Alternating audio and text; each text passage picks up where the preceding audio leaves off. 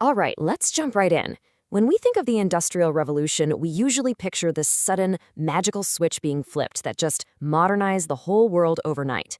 But today, in this explainer, we're going to dig into the real, surprisingly slow, and deeply human story behind the dawn of the modern era. Just look at how people at the turn of the 20th century viewed all this. This is a cover from a 1900 music book. And right in the center, you've got this goddess-like figure, the Angel of Progress. Notice how she's just floating effortlessly alongside railways, cameras, and factories. It's this total glorification of machines, basically treating technological advancement as this flawless, heavenly gift that just arrived perfectly formed out of nowhere. And here's another wild example from a 1901 trade magazine that hits the nail on the head. See how it shows the traditional East up top, with Aladdin representing this mysterious past? But then, down at the bottom, the Western modern mechanic is literally portrayed as a wizard. He's using his tools to weave this modern magic, building high-rises and ships and bridges. It's a complete fairy tale version of how the modern world came to be. Now, it is so easy to get swept up in these beautiful, romanticized images. But I want us to pause for a second and really think, did Britain actually industrialize in a sudden flash of mechanical brilliance? Or was the reality on the ground a whole lot messier, way slower, and far more human? To figure that out, we're heading to Section 1, Before the Factory, the era of proto-industrialization. So the big takeaway here is that massive international production was happening way before factories began popping up. Back in the 17th and 18th centuries, merchants really wanted to expand their businesses, but they hit a wall because powerful urban trade guilds strictly controlled all the production and pricing in the towns. Since the guilds wouldn't let them in, these merchants basically had no choice but to head out into the countryside to find their labor. And out in the country, they found an incredibly willing workforce. Picture this. Poor peasants are seeing their open fields and common lands rapidly shrinking due to land enclosures. They are desperate for new ways to survive. So they eagerly took on this merchant work to supplement their farming income. It was actually a family affair. They could fully utilize everyone's labor, doing things like spinning yarn right inside their own tiny cottages. It's fascinating to see how this built up into a massive commercial network. A merchant clothier would buy wool from a wool stapler, right? Then he'd haul that wool out to the spinners in the countryside.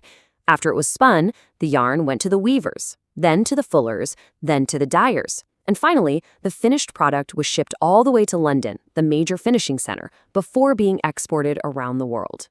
This whole system was absolutely massive, but it was completely decentralized. Production was rural, family-based, and scattered across hundreds of independent workers. It honestly wasn't until Richard Arkwright came along and created the cotton mill that all these scattered pieces were brought under one single roof. That new factory system allowed for strict supervision and quality control, something that was just entirely impossible in the old countryside setup. Which brings us to Section 2, the slow pace of change, and why the revolution didn't happen overnight. When you think Industrial Revolution, you probably immediately picture James Watt's steam engine, patented in 1781. It is the ultimate symbol of industrial power. We're basically taught that this legendary machine instantly transformed the world into a modern marvel of mass production. But get this, 3, 2, 1. That's it. At the very beginning of the 19th century, years after it was invented, there were absolutely no more than 321 steam engines in all of England. Why so few? Well, because this shiny new tech was incredibly expensive, it broke down all the time, and repairs cost an absolute fortune. It just wasn't nearly as magical as its inventors claimed. And if we look at where those few engines actually went, it's pretty staggering. Out of those 321 engines, only 80 were used in the booming cotton industry. Just 9 in wool. The vast majority of them, 232 to be exact, were really just used for heavy lifting in mining, canals, and ironworks. The most powerful new technology of the era actually had a really slow adoption rate. The thing is, people back then were so hypnotized by the visible magic of those towering new factory chimneys that they totally missed the reality on the ground. Less than 20% of the total workforce was actually employed in these high-tech sectors. The vast majority of production was still happening in traditional workshops and alleyways, driven by ordinary, non-mechanized trades like pottery, glasswork, and food processing.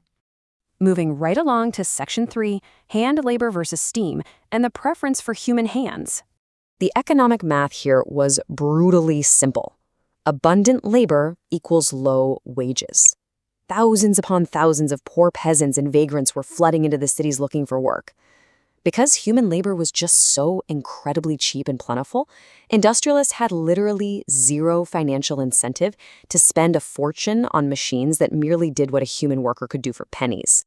On top of that, you have to remember that a lot of these industries were strictly seasonal. Gasworks and breweries peaked during the freezing winter months, bookbinders desperately needed extra hands right before Christmas, and ships were mostly repaired at the waterfront in the winter. Think about it. Expensive machines don't exactly take a winter vacation, so why buy them when they just sit idle half the year? It was way smarter and cheaper to just hire temporary hand labor. Let's step away from the economics for a bit and look at Section 4, the reality for workers and the human cost of progress. Actually, landing one of these factory jobs was far from a sure thing. Hundreds of people were tramping into the cities every day. Getting hired usually depended heavily on your network. You really needed to have a friend or a relative already on the inside to get your foot in the door. If you didn't have those connections, the journey was just brutal. Take Will Thorne, for example. In 1881, he walked 20 miles a day to London to find work, and his money ran out by day 3. He wrote, "For 2 nights we slept out, once under a haystack and once in an old farm shed." He went through all that immense hardship just for the chance to beg for a job at the local gasworks. And sadly, Will's story was the norm, not the exception. Without connections, workers spent weeks waiting around, sleeping under bridges, or in these humiliating, disease-ridden night shelters. Historians today recognize that the typical worker in the mid-19th century wasn't some mechanized operator effortlessly pushing buttons. They were traditional craftspeople and laborers enduring intense physical hardship. So, as we wrap up this explainer, I want to leave you with a thought. Was the Age of Industrialization really a story of magical machines bringing instant wealth? Or was it actually a slow, grinding evolution built on immense human endurance?